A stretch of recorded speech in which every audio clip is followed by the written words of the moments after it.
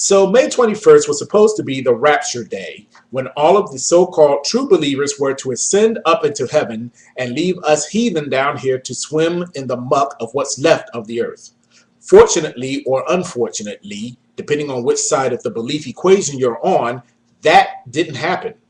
And thus May 22nd became point and laugh at them day.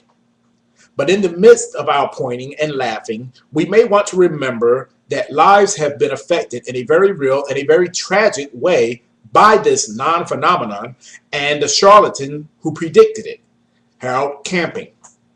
Thanks to Camping, people who believed in him now has to face the very harsh reality of living in a world that hasn't been suddenly and cataclysmically transformed into some post-apocalyptic nightmare, of which they are still a part.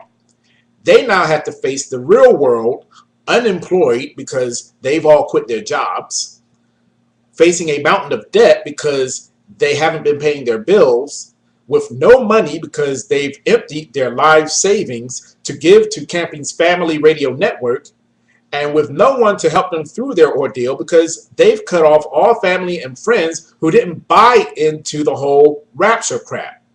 Camping himself, who went into seclusion on Friday, finally poked his head out from the rock under which he's been hiding to declare that he was flabbergasted and looking for answers. This man is worth $72 million, and donations to his ministry were rolling in hand over fist in the days before the rapture. Chances are he's probably looking for answers in a travel catalog for Aruba or Cancun or Vegas. Camping may not have handed out the Jim Jones Kool-Aid and given it to his followers, but he may as well have, for these people's lives have been totally and perhaps even irreparably damaged by this foolishness, and they're now left without a plan B. No one can say whether they'll wake up and realize that they've been taken in by this 89-year-old charlatan, or if they'll go on blindly and mindlessly following him to whatever abyss awaits them, or if they'll just decide to whip up a batch of that Kool-Aid and try and get into heaven unannounced. The one irony that is clear, however, is that for them, the rapture may have actually happened.